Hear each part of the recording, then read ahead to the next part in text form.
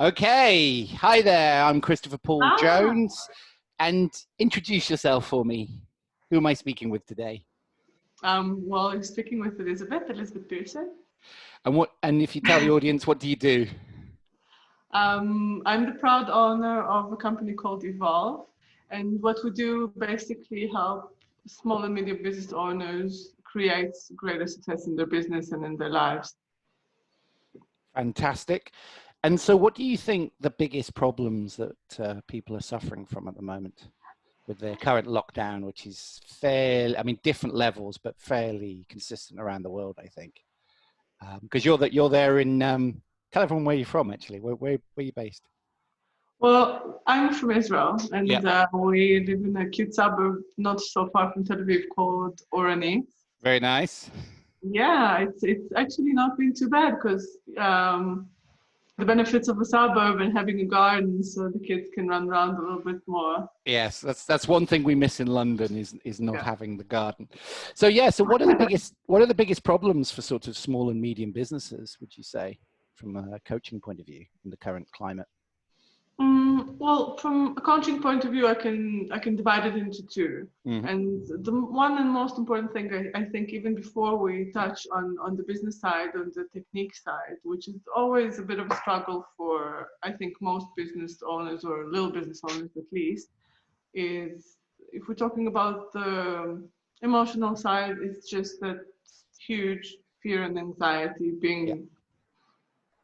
being overwhelmed by everything on the news, everything in the media, even the word that everyone used, pandemic. It's stressful on its own, and being Yes. a business owner, yeah, and being a business owner and being on your own, not having it very easy as it is already, having that add up to the mix of things that you have to try to control, which obviously a pandemic you can't really control.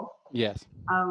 It creates, I think, huge stress, and from that stress comes all sorts of anxiety and lacking self-belief, self-doubt, and I think that's the real pandemic, to be honest. Like the Yeah. virus is here and will go away, but Yeah. I mean, I was talking that about. will stay with us for quite a while, unfortunately. Yes. Well, I mean, I was talking about this on the phone with you, but I was talking about it in the articles that I've wrote as well. And I think the problem with that level of fear is you know, you've got a lot of free time. A lot of people now have free time. So you'd think they'd be all creative and all free to think. But when you're in that kind of fear, when you basically think there's danger around the corner, your brain sort of locks down as well. So you have a lot of free time, but you can't, it's very hard to think creatively or inspired when you might do if you're walking on the beach or, you know, taking, you know, Yeah, in a definitely. relaxed state.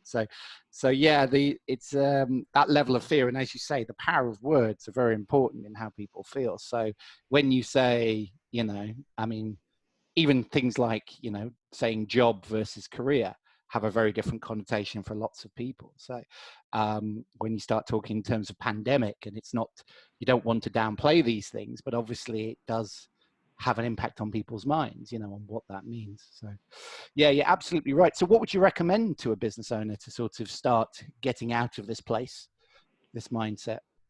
Well, I'd recommend it to a business owner, but I'd probably recommend it to everyone, not Yes, only business absolutely. Yeah. owners, us as humans. I think most of us are, especially in this digital age, we're not accustomed to being on our own, being with ourselves, with our thoughts. So Mm. that's what's when everything gets thrown at us from that media that we constantly consume, it creates kind of scarcity, if I might say. So the first thing I'll do is just to use as many techniques as possible or learn as many techniques as possible to control our thoughts, to be able to be aware of what it is that I'm feeling now. Why am I feeling it?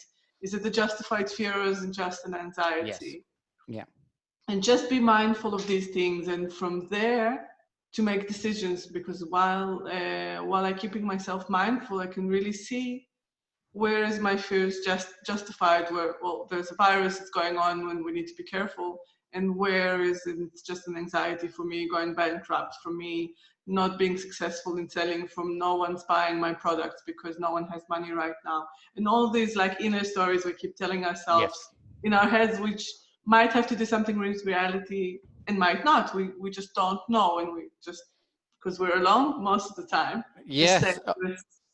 Well, I mean, And yeah, I mean, the power of belief is incredibly strong. I mean, yeah, they, because yeah, a lot of people don't know the difference between what's real and what they imagine. So when they're picturing themselves getting kicked out of the house, living on the street, whatever, they can make that feel very real, and you start acting like it's real.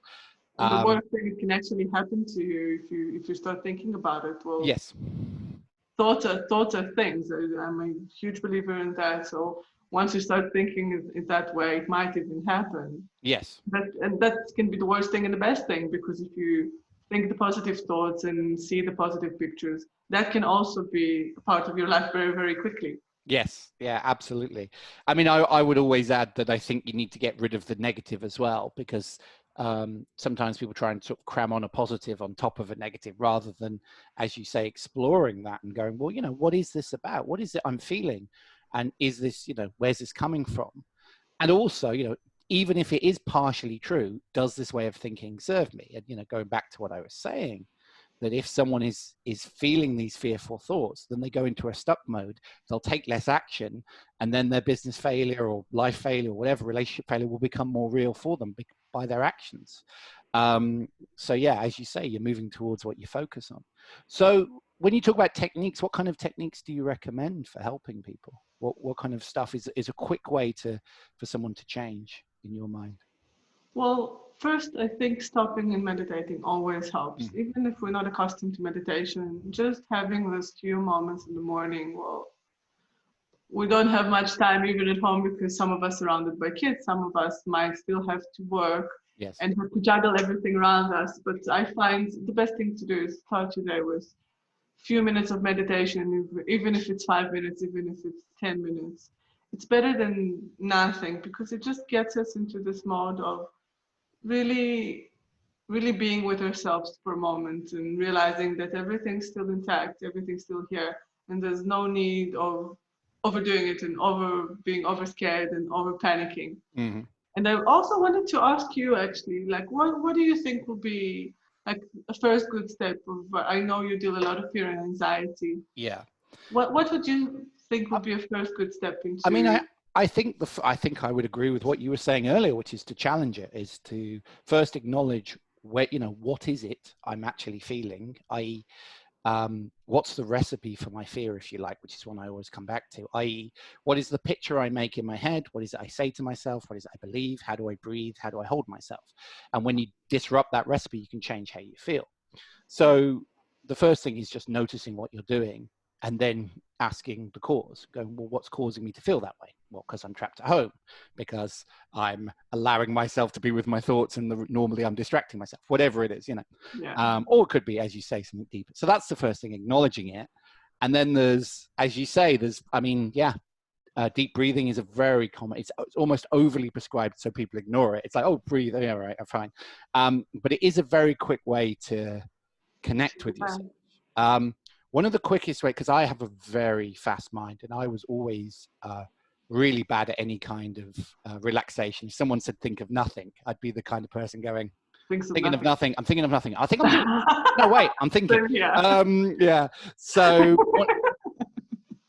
one of the things I recommend, that I don't currently make money from at the moment, but I may affiliate with, is a light and sound machine, which is very good for sending. I don't know if you know these, but they're for people who can't relax. It's a device, and it kind of puts images on your eyes and plays music, and it's very good for. Well, I've heard about it, and actually was considering getting one, but somehow it got in the way of other things. I personally recommend it for someone who's highly analytical and a lot of thinking. But one of the quick ones that I always like to do with clients and on myself is just take in more information. So what's called peripheral vision, and comes from Huna originally, but I think NLP adopted it, and various speaking techniques use it. And basically all you do, the simplest version, you take two fingers, you see the fingers to your left and right, if I can go far back enough. But you can do it with just your eyes, and you literally see both as far as you can while looking straight ahead. So you're seeing three positions at once. And if you do that for a bit and start to deep breathe, this internal chatter becomes a lot quieter, and it becomes a lot more easy to get in touch with yourself. because I think the biggest problem, if someone's in a highly anxious state, is even the idea of getting in touch with the inner self. It can be quite hard to be like, and I get that with clients. You go, so, well, what's that about? What do you think? I don't know. It's just like, well, just vent to yourself. And then the answers become clear, and then there's a place to work on them. So, so for you, we've got our clients into a good place, or to start working on themselves. Where would you go next? And I guess I'm thinking specifically for business people, but as you say, it applies to everyone. Well, for business people, I would think as a small business owner, I would think something along the lines of having a solution-based product. I have at the moment product that's giving the solution that's needed on the market? Yes. It takes time to know my niche. I need to really tap into my niche, or even micro niche. I'm really into speaking to very specific clients on very specific subjects. Yes. And if I know my client, if I know them very well, and I know their fears, their lusts, whatever they want to do, whatever they would like to do, or who they like to be, I can really find the solutions that's good for them and then broadcast it to the right channels. So what I found with business owners, a lot with small business owners, that they, especially, with someone like us that provide a service, that swap the general idea of swapping time for money, or consulting of any kind, or therapy of any kind, they talk with the client a lot about the therapy rather than tackling the result that the client will have after having this therapy, this session, this consultation. And it's a huge thing, because once you turn this around and you can really explain to your potential client what it is that they achieve using your services, you go from a nice to have product very quickly to a must have product. And these products are pandemic proof. They're like, I think, nuclear war proof, if God forbid. It's like, once, if you need something and you understand you need it right now, you go ahead and buy it, and you find the means. Yeah. I mean, I absolutely agree. When I train students, in various techniques, hypnotherapy and NLP and stuff like that, it was always, they would lead with, I do NLP, I do hypnosis, I do person-centered thing. Yeah, nobody cares. It's used to, but no one cares. I mean, it's good to have on the back end, go, well, why would I go to, well, I have this. But on the front end, people go, I have this problem, how could you solve it? And absolutely. And I've actually said that to some clients, even potential clients, and they've gone, so what is it you're actually going to do? And I've gone, well, doesn't matter.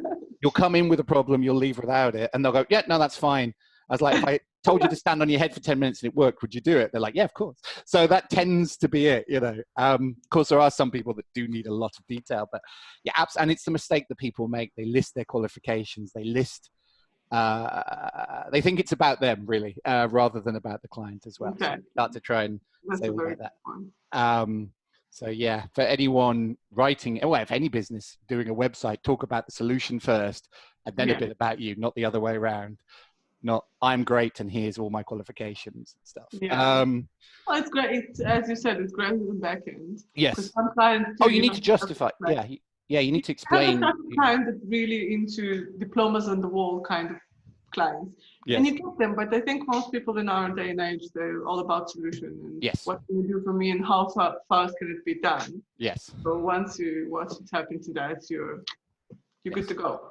Yes, I think there's few people who want the Freudian style of sitting on a couch, in therapy, talking about their problems for the next 10 years, and maybe they'll get an insight.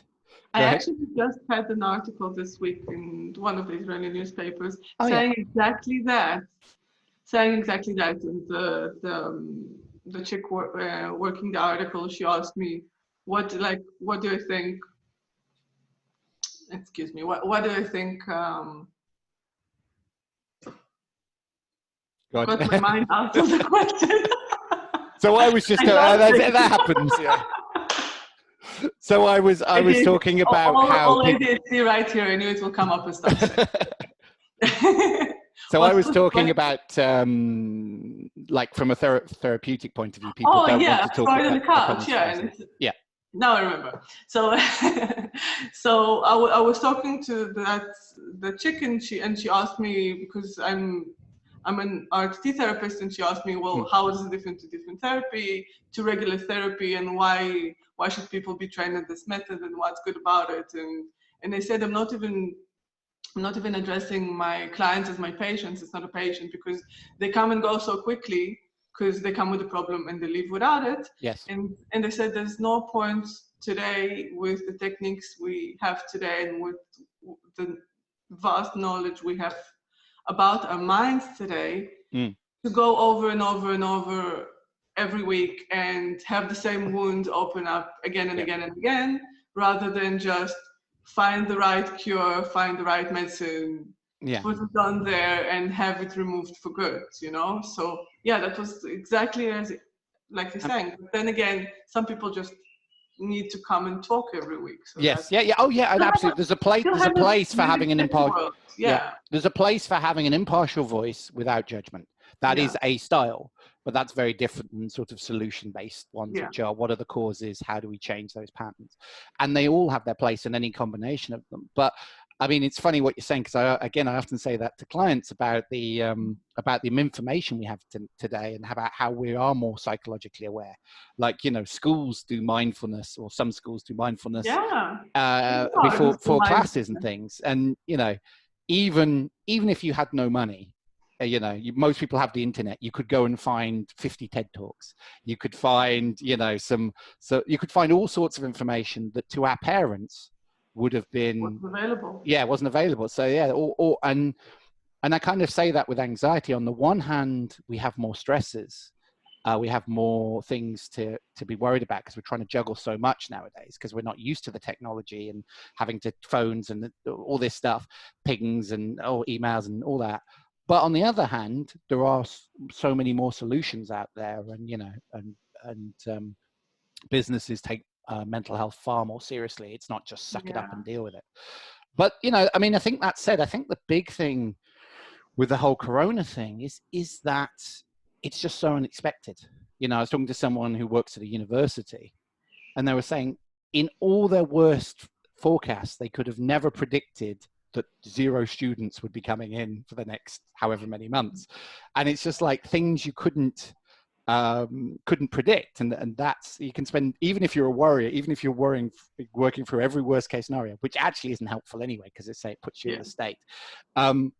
It was hard to predict this kind of thing, the business coming this way, you know. So what do you say to those people that just aren't very good with the uncertainty that they're suddenly brought into, you know, that suddenly they tried to plan for everything, but they couldn't plan for this? Well, I think in an uncertain times, we should focus on the things that we can control. And there's always things we can control, right? Even if they're small things. If you're a person that needs a high level of certainty, and I actually am one, you just pick the smallest thing that you can control and make sure that they're done 100% right. So if I can do a webinar, I'm going to do 5 of them. If I should have created 5 new networks in the next year, I'm going to create them this month. If I should have created 2 products, I'm going to create 10. I'm going to overdo everything that I was planning to do that I can personally control. If I haven't had an online campaign, I will create them. Whatever that I wanted to do that I postponed because I didn't have the time, I didn't have the resources, I didn't have the energy, I didn't have the whatever. And I know it only depends on me. I'm going to do it right here, right now, because there's nothing else I can really do, right? Yes, absolutely. And then things just, it seems like they're playing out. Once you start moving, everything moves around you, and then we get results that we've never expected, which is wonderful. Yeah, absolutely. And I think the big thing, you know, I would say is that, you know, even if you can't control anything outside, you can control inside. You can control the meaning you give it and how you react. And most things, if you stay calm, if you can center yourself, you're going to get a better solution. It may not be the ideal hand, but you'll be able to tackle it better from that place. So, I have a different question for you. Yeah. You were talking about that we're more spiritually aware, we're more emotionally aware these days, and it's a very interesting thing, because I think, well, we're kind of a transition generation, me and you, now 30s, 40s, even 50s are there, still a transition generation Yeah. from having encyclopedia I to, like the way, sorry, I just want to interrupt you, that you covered 3 decades there because you weren't sure how old I was. So you're just like, I'm just going to cover the bases. We'll say 30s, just now go on, carry on, sorry. oh, I'm actually thinking in this because Yeah, this that is generation, the I group agree. that I'm working with, Yeah. between 30s and 50s, that I Yeah, that's mine too. still remember the old encyclopedia. Do you remember the encyclopedia? Yes, People who yes, had them that went from house to house. So we had them as well. yes. So on the one hand, they remember that. On the other hand, while they're on the workforce, while they're having their career, went into a very digital world, and everything kind of changed before their eyes. Yes. So I do cover 3 decades because of that. And having these people tapping into their spirituality, into finding themselves, into researching and finding out what life's all about, what meaning is all about. What do you think? What do you think the next generation is going to look like our kids, for example? How will this look? I mean, I Meaning, think there's so many spiritually wise, areas. where's this whole thing going after Yeah. this? I mean, you're right. The idea that information was in a big book that you had to search, and now you can literally speak to your phone and it will tell you what's the capital of blah blah blah. Yeah. Where And that did encyclopedia this happen? was such a geek. Yes. Oh, I love the fact that I can just talk to my phone. I don't even need to know how to spell it now. My phone can do it as long as it can understand my voice, which it can't always because it's built for the American accent. But yeah, I think so. I think definitely, children are more technological, and I think there is a stage where people will do this even now. So they'll go, "How do you cure a fear of such and such?" And you'll get 1,001 Google articles, half of which will contradict each other. But anyway, or YouTube videos and that kind of thing. So I think certainly more technologically savvy. So I think people are more in the mindset of, if there's a problem, you just type it in. And so I think people are used to that. I do see that the level of resilience seems to have gone down as well. The level of ability to cope with uncertainty, let's say, to cope with stress. So people seem more anxious, or maybe they're more willing to talk about it. Young people seem more anxious these days. And maybe that is also what I was just saying was the solution. So maybe that's the double bind there. But I guess it will be interesting to see where it goes from here. But I definitely think... I always wonder looking at the kids, Say that again, sorry? I always wonder looking at the kids, thinking, will they be more spiritual than us? Will they be less spiritual than us? It seems like the world's going that way, but I think definitely... Now when crisis hits, like, you don't know where it's going. Yes. I mean, I think definitely people are more open to that kind of thing. I think, I would say people move away less from formal spirituality, i.e. specific organized religions, and definitely more kind of just open to kind of, it's all one, and we're all, this kind of talking in terms of energy and things. So I guess we'll see. I mean, I don't know. I hope it's for the better, and I hope, I don't know, there might be a generation of more emotionally removed children. If the very young children that are at home now, I'm wondering how that will affect them though, because suddenly they've been taught to fear being close to people. And again, for the right reasons, of course, but how does that, I mean, as an adult, okay, we know, but as a child, if they're being formed, how will that shape? And how will it shape your reactions in future? Does it mean that people will never sort of hug again or even shake hands? Does it mean that there's just a more distant? Because that is the other thing. Children don't pick up the phone as much these days. They tend to text. Everything is in text. There is less, or even say picking up the phone, let alone meeting and going out and things like that. So, I mean, I think, but there's definitely a more openness. There's definitely a more acceptedness. And I was invited to my assistant's Halloween party a while back. And so it was full of 20-somethings, early 20-somethings. And I'm wherever I am, older than that. But they could just, if I was young enough, they could just have about, some of them could have been If I'd had children at that age, my children possibly, and that was shocking to realize that I was the adult in the room. You know, it's they thought I was obviously someone's dad come to pick them up. But anyway, and just the kind of jokes that would have been acceptable when I was at university, you know, it's just not acceptable now. You know, there's a level of inclusiveness, which is, I mean, good. It obviously can go too far, but it's good that everyone is accepted. It doesn't matter who you are or how you want to be. Everyone, there's a lot more freedom, I think. It seems, from my perspective. I don't know what you, as a mother yourself, how do you see that? How do you see the younger generation? Well, it depends, because we have 3, so it's 12, 9, and 2.5. Okay. So Okay, that's a big difference. Yeah. So it's kind of crazy, because I saw him. He's watching us. You know, he's at home. So I saw him the other day climbing on this chair, putting the headphones on, and plug it into the computer. Yes. He's 2.5, and I was tech like, savviness, yeah. he's very, how do you say, dexterous, right? That's the word. Yes, yeah. Dexterous. So he's very, yeah. So he puts it in, and he sits with the mouse, and he goes like, baby bum, baby bum. That's what he wants to watch, and he already knows where it comes from. So he understands the screen. So, and then he goes, because this is a touch screen, he goes and touches the TV, because he thinks it just works the same. So yeah, and then the 9-year-old, you won't move from the screen. Everything's on the screen, and now even school.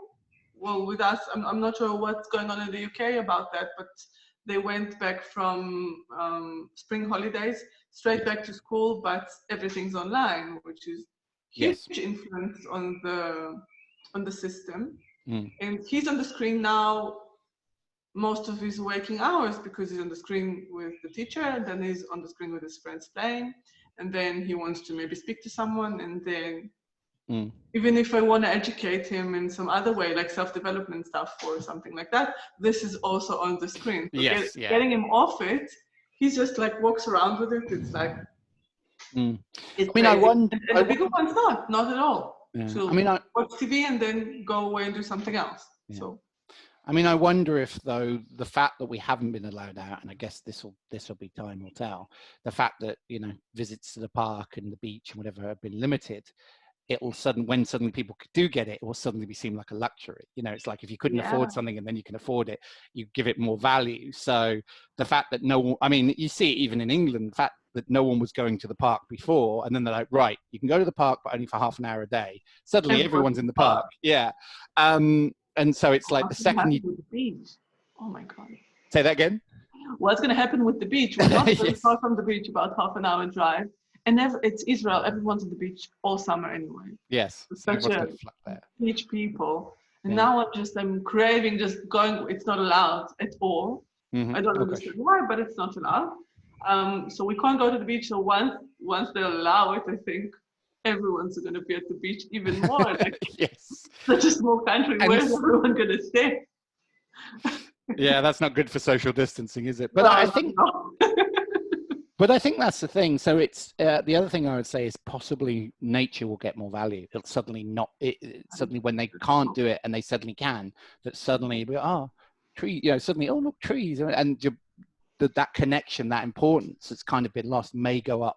I mean, I guess, you know, we don't know. We'll see if that's going to affect people and they'll have more value for those kind of things.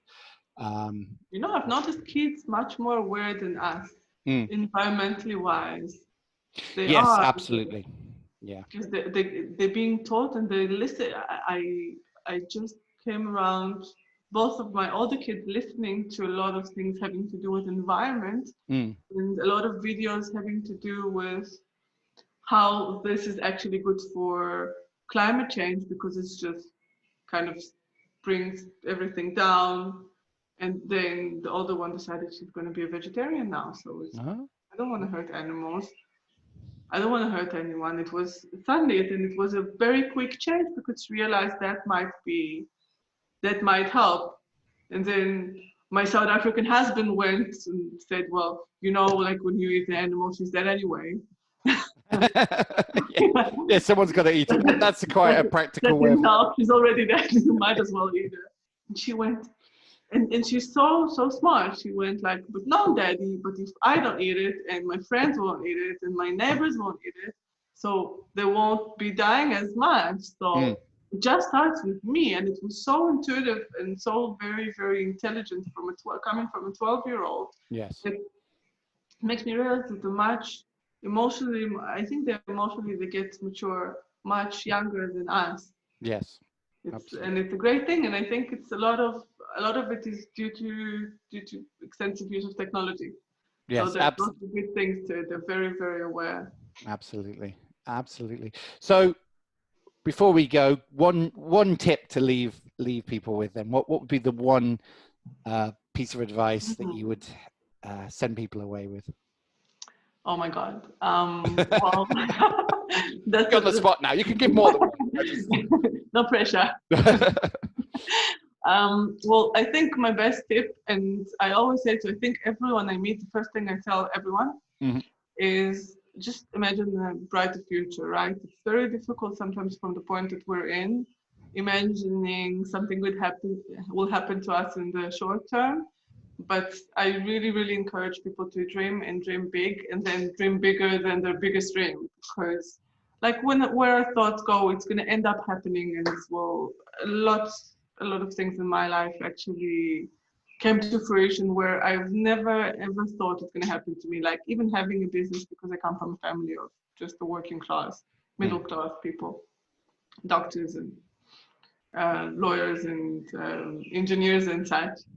And I've never ever thought it's going to happen to me. I've never ever thought I'm going to meet my husband the way I did on Tinder, or get married in Iceland, or having 3 kids, or doing what I do and helping other people the way I do.